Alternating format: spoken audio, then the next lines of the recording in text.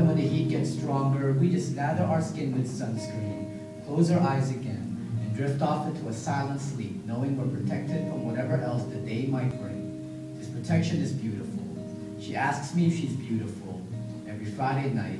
Standing at the foot of the stairs, she asks me if she looks all right, and if only she could see what I see through my eyes. How the flowers turn their face to her stride, how the rainbow for smiles enough to overcast the skies. I tell her she's beautiful, and I mean it. Because she's been flipping through magazines again, so it's gonna be hard for her to see it, but I see it. I know it. The same way I know the metal still shines behind the rust, I know her beauty lingers. Like the band of skin still holding her natural skin tone behind the diamond ring on her finger, I know her beauty lingers. Behind stilettos and name brand clothes, salon haircuts and makeup, I ask her, do you know why they call it makeup?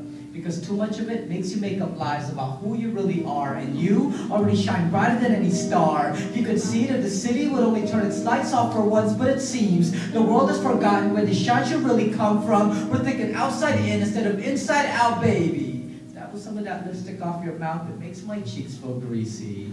Some days, she doesn't believe me. Those days when she's at her worst, when nothing else hurts more than her reflection staring back at her, every tear drips like Chinese torture. Face down in the aftermath, her confidence shattered to a pile of broken mortar. She is left defenseless, while we make battlefields out of skin, silicone and collagen, being buried beneath like landmines. We're recruiting girls as young as 9, putting them through boot camps of crash diets and bulimia, using Revlon for war paint, Gucci for body armor, Coach purses as weapons of mass distribution. Beauty versus vanity, and vanity is slicing beauty up her sternum to expose her flaws for the rest of the world to gawk and laugh at. If you think I'm taking that metaphor a little to the extreme, ask yourselves how many times we've cut down others for not meeting our superficial expectations. Yesterday, I saw a 14-year-old girl wearing a skirt shorter than my father's ambition, and I can just imagine that while she powders her face in the bathroom, downstairs on the TV, pedophiles are getting caught staring stupid into the hidden cameras of Dateline NBC. I wish I could tell her I'm sorry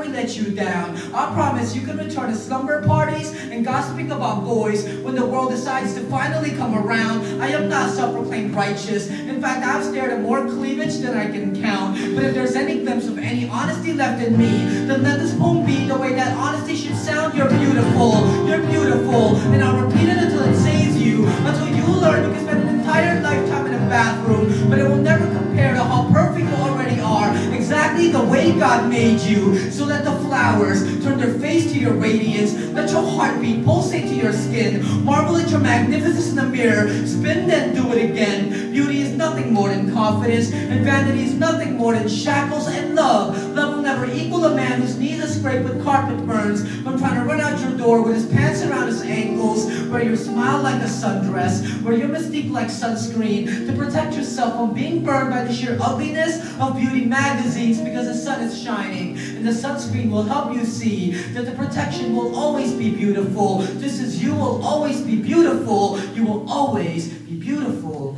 to me. What's going on, FGCU?